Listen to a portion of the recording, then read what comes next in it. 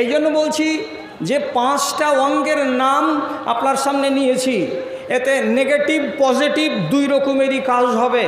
আপনাকে বারবার বারণ করব, আপনি উল্টো কাজটা করবেন না, সোজা কাজটা করার চেষ্টা করবেন। চোখ দিয়ে আমি ভালো কাজ করতে পারি, কিন্তু চোখ দিয়ে আবার মন্দ কাজও আমার দ্বারাই হতে পারে। চোখ দিয়ে যদি মন্দ করি তাহলে তার কৈফিয়ত লাগবে, আর চোখ দিয়ে যদি ভালো করি তাহলে নিজের মঙ্গল তো আমি রচনা করলাম। কি দিয়ে বুঝাবো আপনাকে? শুধু একটা কথা বলছি, শুধু একটা। আপনি যদি কোরআন মাজিদের আয়াতের দিকে এই 2 চোখটাকে তুলে কোরআন মাজিদের একটা লাইনকে আপনি পড়েন, আর পড়তে গিয়ে যদি প্রথমে কি আসে আলিফ লাম মিম, 3টা বর্ণ এলো, 3টা বর্ণ চোখ দিয়ে দেখলেন, 3টা বর্ণ মুখ দিয়ে উচ্চারণ করলেন। আল্লাহ তাআলা নবী বলছেন তোমাকে 3 10 30টা নেকি দেওয়া হলো। এটা ভালো কাজ। এই চোখ দিয়ে মন্দ কাজ, মন্দ হলেই আল্লাহর পক্ষ থেকে শাসানি আসবে এবং রব্বুল আলামিন আপনাকে ছেড়ে কথা বলবেন না।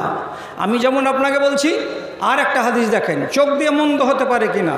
রাসূলুল্লাহ বলছেন মানিত্তালা ফি বাইতে কওমিন বিগাইরি ইজনিহিম, কোনো মানুষ যদি অপর কোনো মানুষের বাড়িতে উঁকি মারে, আড়াল থেকে লুকিয়ে লুকিয়ে ভেতরটাকে দেখার চেষ্টা করে, বাড়ির মহিলারা কি অবস্থায় বসে আছে, গায়ের কাপড়কে ফেলে দিয়ে মাথা খুলে দিয়ে কিংবা তাদের শরীরে কাপড়গুলো এলোমেলো হয়ে আছে, এই রকম অবস্থায় কোনো একটা মানুষ যদি অপর কোনো মুসলমান ভাইয়ের বা কোনো কওমের বাড়িতে আড়াল থেকে উঁকি মেরে দেখতে যায়, আর বাড়ির লোকটা যদি জানতে পারে যে আমার বাড়ি থেকেও উঁকি মেরে দেখছে, তো রাসূলুল্লাহ বলছেন ফাফাকু আইনাহু, তার চোখ দুটোকে যদি পারো তো কানা করে দাও।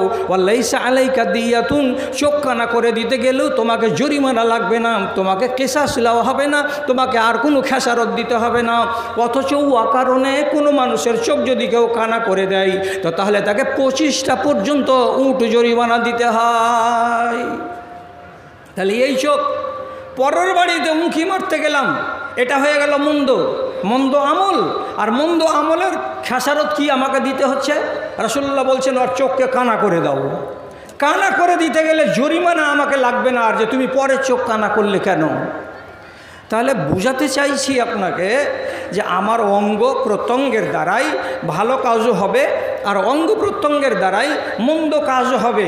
আপনি ভালোটাকে ধরে রাখেন আর মন্দটাকে সর্বদা ছেড়ে রাখবেন, না হলে হয় দুনিয়াতে তার জবাব আপনার কাছ থেকে আল্লাহ নিয়ে নিতে পারেন, অথবা এইটা জিনিস আপনার জন্য মুসিবত হয়ে কিয়ামতের দিন দেখা দিতে পারে।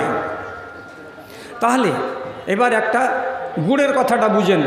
আমি বলেছি 5টা জিনিস অঙ্গের নাম, কিন্তু এর ভেতরে সাংঘাতিক কোনটা এটাও আপনাকে জানা দরকার। রাসূলুল্লাহ সাল্লাল্লাহু আলাইহি সাল্লামকে একদিন এক সাহাবী এসে জিজ্ঞেস করে বলছেন আইউল মুসলিমিন আফজালু ইয়া রাসূলুল্লাহ, হে আল্লাহ রাসূল, মুসলমানদের ভেতরে সবথেকে ভালো মুসলমান কোনটা? কোন মুসলমানটাকে উত্তম মুসলমান বলা যায়? রাসূলুল্লাহ বলছেন যেই মুসলমানের হাত থেকে এবং মুখ থেকে অপর মুসলমান নিরাপদে থাকে সেই মুসলমানকে উত্তম মুসলমান বলা যায়। কথা বুঝলেন? আমার হাত থেকে আর আমার মুখ থেকে যদি আর দুনিয়ার মুসলমান হেফাজতে থাকে তাহলে আমি হলাম হাই কোয়ালিটির মুসলমান। আপনার মুখ থেকে আর আপনার হাত থেকে এমন কোনো আমল বেরোয়নি যার দ্বারাই হয় আপনার পড়োশি, না হয় আপনার গ্রামের লোক, না হয় আপনার জেলার লোক, কেউ যদি আপনার হাতের দ্বারাই আক্রান্ত হয়ে থাকে অথবা আপনার মুখের দ্বারাই সে আক্রান্ত হয়ে থাকে, বেইজ্জত হয়ে থাকে, তার মনে ব্যথা লেগে থাকে, তাহলে জানতে হবে যে আমি হাই কোয়ালিটির মুসলমান নই।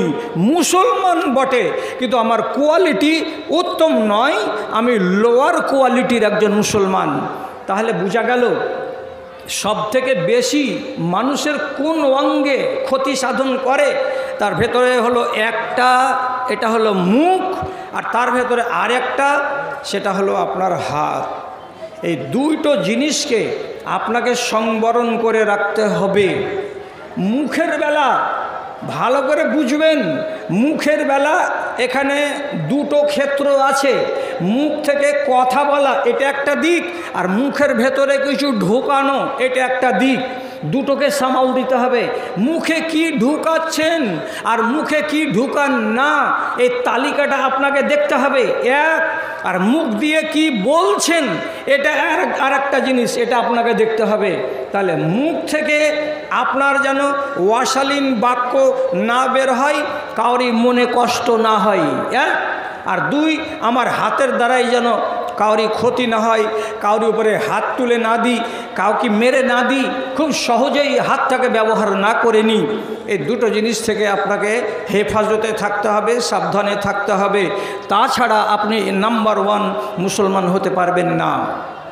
এবার জিজ্ঞেস করেন, দুটোর নাম আল্লাহ রসুল কেন নিলেন, বাকিগুলোর নাম নিলেন না কেন? নিয়েছেন, কিন্তু সাংঘাতিক হিসাবে এই দুটোকে বলেছেন, বাকিগুলোকে ছেড়ে দেননি। এই দুটোর দ্বারাই ক্ষতি বেশি হয়, এই দুটোর দ্বারাই মানুষ আক্রমণ বেশি করতে পারে, তার জন্য আলোচনা এই দুটোর বেশি বেশি এসেছে। মুখকে সাবধানে রাখুন, নিজের নিরাপদ জীবনকে নিশ্চিত করুন। রাসূলুল্লাহ সাল্লাল্লাহু আলাইহি ওয়াসাল্লাম একদিন সাহাবীদেরকে বলছেন, সাহাবীরা শোনো, তোমরা আমাকে দুটো জিনিসের জামিন দাও, আমি তোমাদেরকে জান্নাতের জামিন দেব। তোমরা দুটো জিনিসের আমাকে গ্যারেন্টি দাও, নিরাপত্তা দাও, আমি তোমাদের জান্নাত দেব, তার গ্যারেন্টি দিচ্ছি, তার নিরাপত্তা দিচ্ছি। কি? রাসূলুল্লাহ দুটোর ভেতরে একটা বললেন। কি বললেন? মানে ইউজমিনা লিমা বাইনা লিহিয়াতাইহি ওয়া মা বাইনা ফাখযাইহি, যেই মানুষটা তার দুই চুলের মাঝখানে,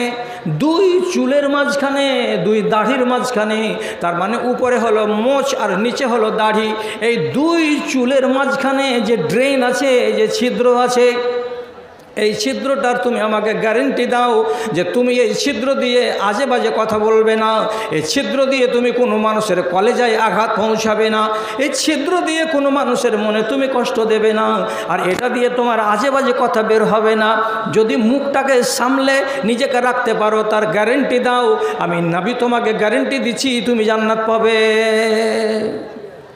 তাহলে এটা কত সাংঘাতিক জিনিস, কত সাংঘাতিক জিনিস, ভালো করে বুঝুন। বিশ্বাসযোগ্য ইতিহাসের ভেতরে এটা রিওয়ায়াত আছে এবং আসার হিসাবে এটা গৃহীত। হযরত উমর রাদিয়াল্লাহু তাআলা আনহু একদিন বাড়ি গেলেন হযরতে আবু বকর সিদ্দিকের। তো কি হয়েছে? ওয়াহুয়া ইয়াহবেজু লিসানাহু বিয়াদিহি।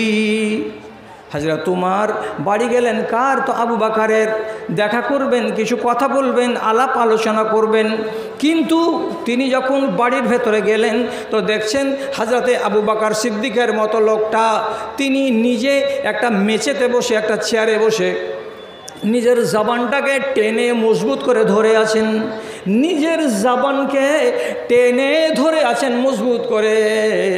হযরত উমর দেখা মাত্রই বলছেন, মাহায়ে আবু বকর, এই আবু বকর এটা কি করছো তুমি? এটা তো বুঝতে পারা যাচ্ছে না জবানটার কি হয়েছে যে তুমি টেনে একে ধরে আছো কেন? কি হলো? নিজের জিভকে এইভাবে টেনে ধরে আছো দুই আঙুল দিয়ে, এটার মানে কি বুঝতে পারছি না আমরা। আবু বকর সিদ্দিক জবাব দিয়ে বলছেন, হাযাল্লাযী আওরাদানি আল মাওয়ারিদা, এই জীবটাই এত সাংঘাতিক আমার কাছে, এর কারণে আমার সাথে অনেক লোকের সাথে একটু টকঝক হয়ে যায়। এই জীবটারই কারণে অনেক সময় আমাকে বিপদে পড়ে যেতে হয়, এই জীবটারই কারণে অনেক জায়গায় আমি ফিতনার মুখোমুখি হয়ে যাই। তাহলে জীবটাকে যদি সংবরণ করতে পারি তাহলে আমি ফিতনায় পড়ি না, জীবটাকে যদি আমি কন্ট্রোলে রাখতে পারি তাহলে আমার দ্বারাই ভুল ভ্রান্তি হয় না। এই জন্য আমার জীব যেন সীমার বাইরে চলে না যায়, আমার জীবটা যেন অন্য জায়গায় অন্যায়ভাবে ব্যবহার না হয়, তার জন্য জীবকে শাস্তি দিয়ে আমি সবক দিচ্ছি বলে, এই জিহ্বা খবরদার, সবক নাও, সবক নাও, তুমি কোনোদিন আজে বাজে কথা বলবে না, তোমার মুখ দিয়ে কোনো মানুষ কষ্ট পায় এমন বাক্য তোমার মুখ দিয়ে যেন না বের হয়, তার জন্য জীবকে সাজা দেব বলেই জীবকে টেনে ধরে আছি। ইনি তো হলেন উম্মতে মুহাম্মাদির সর্বশ্রেষ্ঠ ব্যক্তি। ইনি সর্বপ্রথম নাবিদের পরে উম্মতিদের মধ্য থেকে আগে জান্নাতে যাবেন। এত বড় ফাজিলাতের মানুষটা, তিনি আবার নিজের জিভকে কন্ট্রোল করার জন্য এমন সবক নিজে নিজে গ্রহণ করছেন। আর আমার জিভ, আমার জিহ্বা বেলাগাম আছে। যখন যাকে যেটা পেলাম তাকে তখন তেমন করে বললাম। এবার আমার ভাষার দ্বারাই আমার সর্বনাশ হলো যে লোকটাকে আঘাত দিলাম, না লোকটা শুনতে পেল না, তার কুৎসা করলাম, তো আমার সর্বনাশ হলো যে আমি তার গীবত করলাম। এদিকে আমি লক্ষ্য করি না। বাজারে বসে আছেন একদিন ইবনে সিরিনের মতো একজন আলেমে দিন, এবং যেন তেন আলেম নন, উনি একজন জাদ্রেল আলেমে দিন। তো তার পাশে আরও দু একজন লোক আছে। কথা প্রসঙ্গে আলোচনা হলো। তো কি আলোচনা? এটা বাজার, বাজারে আর 10টা লোক আছে, আর তার পাশে 3-4টা আর লোক আছে। কথা প্রসঙ্গে নাম চলে এলো কার? তো একটা লোকের। লোকটার বাড়ি কোথায়? তো কথাই কথাই উদাহরণে চলে এলো যে লোকটার বাড়ি কোবাইয়া। তখন ইবনে সিরিন বলছেন, ওহো, আরে তুমি যে লোকটার কথা বলছো, ওই দিয়ে আরবিতে বলছেন যা লেখার রাজুলুল আসওয়াদ, আরে ওই যে কালো লোকটা, স্টেশনে ওকে প্রায় দেখতে পাওয়া যায়, প্ল্যাটফর্মের বেঞ্চে বসে থাকে, ওই কালো রঙের লোকটা তো। আর একজন বলছে হ্যাঁ হ্যাঁ হ্যাঁ ঠিকই চিনে নিয়েছেন। আর কালো লোকটা তো বলে পরিচয় দেওয়ার সাথে সাথে ইবনে সিরিনের মতন আলেম কি বলছেন? আস্তাগফিরুল্লাহ ফাইন্নি ইগতাবতুহু। সাথে সাথে তিনি বলছেন আস্তাগফিরুল্লাহ, হে আল্লাহ তুমি আমাকে মাফ করো। আল্লাহ আমি তোমার কাছে মাফ চাইছি, ক্ষমা চাইছি। কেন? আমি এই মুহূর্তে এই 1 মিনিট আগে আমার দ্বারাই গীবত করা হলো। কার? তো কোবাইয়া গ্রামের একটা মানুষের। কি তার পরিচয় দিলাম? আমি তার ভালো পরিচয় দিতে না পেরে আমার মুখ থেকে বেরিয়ে গেল ওই লোকটা নাকি, যেই লোকটা কাকের মতো কালো, যে লোকটাকে দেখতে গেলে কালো, কালোটা মানুষ মনে হয়, তাহলে সেই লোকটা নাকি। তো মানুষটার অন্য কোনো ভালো গুণ না বলে এমন একটা শব্দ ব্যবহার করলাম যে শব্দটা ওই মানুষটা যদি নিজে শুনতে পায় তাহলে তার মগজে আগুন লেগে যাবে। তাহলে এমন কুবাক্য আমার মুখ দিয়ে কেন বের হলো? এজন্য আমি আল্লাহর কাছে মাপ চাইছি, আল্লাহ তুমি আমাকে মাপ দাও, কেন যে আমার দ্বারা গীবত করা হয়ে গেল। তাহলে ইনারা হচ্ছেন আমাদের আসলাফ, আমাদের অতীতের, এরা অনুকরণীয়।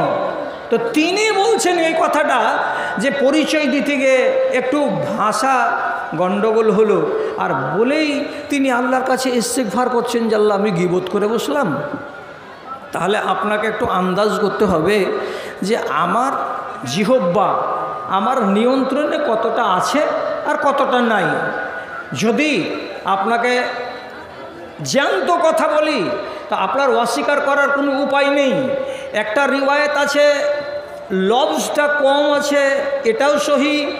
আর একটা রিওয়ায়েত আছে তার ভেতরে শব্দ কিছু বেড়ে এসেছে, এটা সহি। একেবারে 100% না হতে গেলেও সেটাকেও অনেক আলেমে দিন বলেছেন সহি। কি বলছি?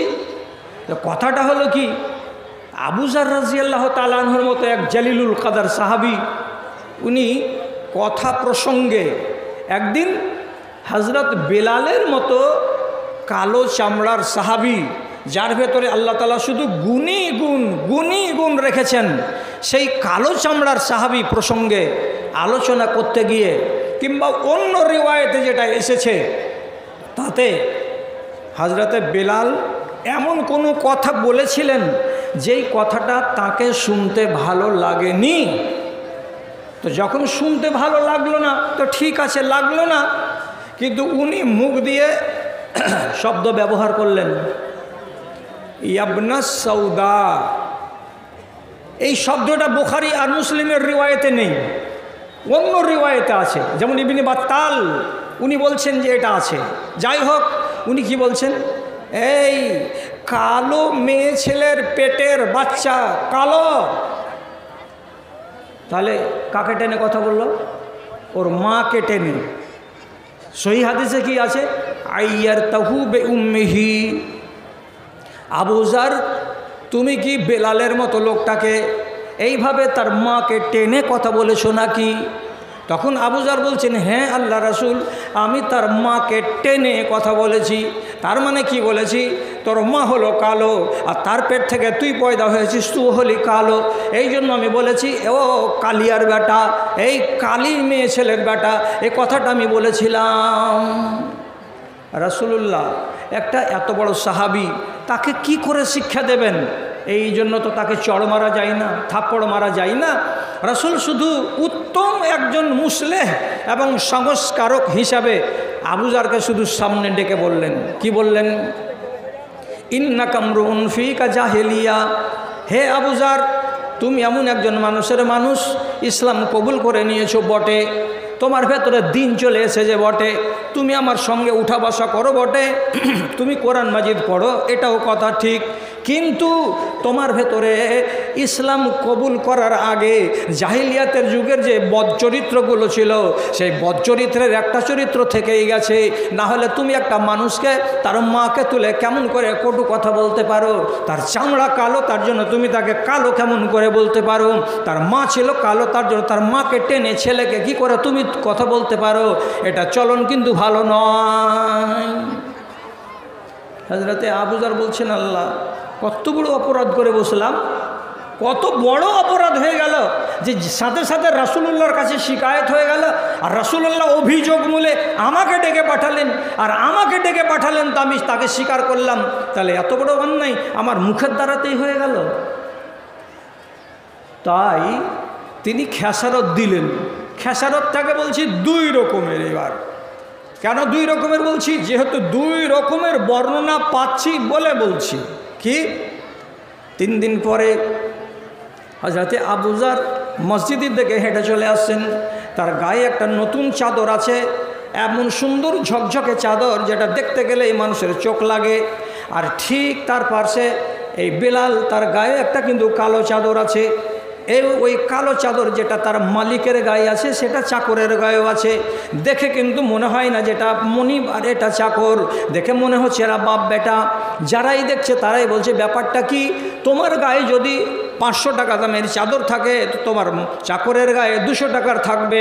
চাকরের চাদর এবং মালিকের চাদর জীবনে এক রকমের হয় না, এক দামের হয় না, কিছুটা কম বেশি হয়। তো এমন একই রঙের, একই কাটিংয়ের, একই কোয়ালিটির চাদর তোমরা দুইজন কেন পরে আসো? তখন তিনি জবাব দিয়ে বলছেন, এটা হলো জরিমানা। এটা জরিমানা কেন দিচ্ছি? যে গত কয়েকদিন আগেই আমার মতো এই লোকটা একটা ভুল করেছিল। কি বলে ভুল করেছিল? এই ছেলেটাকে দাগ দিয়েছিলাম কালো বলে, আর তার মাকে দাগ দিয়েছিলাম কালো বলে। এই যে আমার দ্বারাই ভুল হয়েছে, আমি আমার জবানের খেসারত দিচ্ছি কি, আমার গায়ে চাদর চাপিয়েছি যেমন দামি, তেমনি আমার চাকরের গায়েও চাদর চাপিয়েছি দামি, যাতে আল্লাহ রাব্বুল আলামিন আমাকে কিয়ামতের দিন আমার জবানের কারণে হিসাবের কাঠগড়াই না দাঁড় করিয়ে দেন। জবানটাকে নিয়ন্ত্রণে রাখতে হবে। কথাই কথায় আংনাতে বিবিকে গাল দিয়ে দিচ্ছেন এমন আঁশ তোলা করে, যে কথা শুনতে গেলে আপনাকে যদি কেউ পাল্টা বলে তা আপনার গায়ে আগুন লাগবে। চাকর বাকরকে গাল দিয়ে দিচ্ছেন আঁশ তুলে, যে কথাটা আপনাকে পাল্টা কেউ যদি বলে তাহলে আপনার কিন্তু ঝাল লেগে যাবে। তো নিজের বেলায় যেটা ঝাল, পরের বেলা কেন সেটা ঝাল নয়? ভাই কথা বলতে বেশি পাবো না, কেন যে আমাদের সামনে অনেকগুলো বক্তা আছেন, আর আমার একটা ডিউটি আছে। সেই সাথে সাথে আর 1-2টা কথা শুধু বলে দিচ্ছি, যে রাসূলুল্লাহ মুখের কথাটাকে বেশি করে আলোচনা করলেন, আর হাতের কথাটাকে বেশি করে আলোচনা করলেন। হাতটাকে নিয়ন্ত্রণে রাখো, হাতটাকে লাগাম লাগিয়ে রাখো, হাতটাকে কোনোদিন বেকাবু হতে দিও না, হাতটাকে যেখানে সেখানে ইচ্ছা মতো ব্যবহার করিও না। চায়ের দোকানে মোড়ে বসে আছো, তোমার উল্টা কেউ কথা বললো, তাড়াম করে তুলে দিলে হাত, শালা তুই চিনিস? কোনো জায়গাতে বসে 5 জনকে নিয়ে গল্প করছেন, গল্প করতে করতে যদি আপনার মন মতো কথা পেলেন না, আপনার কেউ উল্টো কথা বলে দিল, আপনি চোখের সামনে তার পিঠের উপরে বা তার গালের উপরে, তার মুখের উপরে জোর করে মুক্কা মেরে দিলেন, আর দেওয়ার পরে তাকে রক্তাক্ত করলেন। আপনি মনে মনে বলছেন, তুই কার সামনে কথা বলছিস? তোর খেয়াল আছে? তোর দাঁত খিচে দিব, তোর চামড়া তুলে দেব, ফাজলামো করিস? তাহলে যদি এই রকম করে হাতটাকে যেখানে সেখানে তুলি, তাহলে এর ব্যাপারে কোনো সতর্কতা কি আছে? ভাইজান, লম্বা ওয়াজ করার কপালে আমার কম জুটে, আজকেও কম জুটবে, আর জুটেছে। আপনাকে কয়েকটা শুধু কথা বলছি। কি? একজন সাহাবী, তার নাম মুআবিয়া বিন হাকাম। এর একটা বান্দি ছিল, কচি বয়সের মেয়ে, ওহদ পাহাড়ের কিনারায় ছাগল চড়াতো। একদিন বেলা 10টার সময় দেখতে গেছে ছাগলের পালকে। তো দেখতে গিয়ে ছাগল গুনছে 1 2 3 4 5 করে, তো 20টা ছাগল হচ্ছে, 21টা ছাগল হয় না। মেয়েটিকে বলছে, এই আর একটা ছাগল কমলো কেন রে? তো মেয়েটি, কচি বয়সের মেয়ে, সোজা সাপটা উত্তর দিচ্ছে নিজের মালিককে। তো বলছে, আকালাহুজে এইমাত্র কিছুক্ষণ আগে একটা পাহাড়ের দিক থেকে নেকড়ে বাঘ এসেছিল, আর সেই বাঘটা এসে একটা ছাগলকে ধরে মটকে দিয়ে এখান থেকে নিয়ে পালিয়ে চলে গেছে। আমি তার পেছন ধাওয়া করে বাঁচাতে পারিনি, মালিক নিয়ে পালিয়ে গেছে। এই কথাটা যেমন শুনলো, সাক্কাত তোহা সাক্কাতান, ওই একটা বেটি ছেলে 10 থেকে 15 বছর 12 বছর বয়সের, যখন বলল বাঘে নিয়ে চলে গেছে, তখন মুআবিয়া বিন হাকাম করলেন কি, বড় একটা পূর্ণাঙ্গ মানুষ, মোটা মোটা হাতের আঙুল, এইরকম থাবা দিয়ে তাড়াম করে নিজের বাঁদির গালের উপরে কষে একটা চড় মেরে দিলেন। চড়টা কত জোরে লাগলো, বেচারি বাঁদি মজলুম হয়ে পাহাড়ের কিনারায় দাঁড়িয়ে থাকলো। সারাদিন ছাগল চড়িয়ে সন্ধ্যাবেলায় বাড়ি এলো, তো বাড়ি এলো তো ঝিম ধরা হয়ে এলো, শোক পড়া হয়ে এলো, তার মনে কোনো আনন্দ নাই। একটা চড় খেয়েছে একটা নির্বোধ একটা কিশোরী মেয়ে, আর সেই চড় বেলা 11টায় খেয়েছে। এখনও তার মনে আছে, মাঝে মাঝে যখন মনে আসছে চড়, তখন ওর ভেতরটা যেমন আকুপাকু করে উঠে, তেমনি আকুপাকু করে উঠছে। এই মহিলাকে ভারাক্রান্ত দেখে পরের দিন সকালবেলায় এই মুআবিয়া বিন হাকাম রাসূলুল্লাহর কাছে যে বলছেন, আল্লাহ পাকের রাসূল, কাজ একটা করে ফেলেছি। কি করেছ?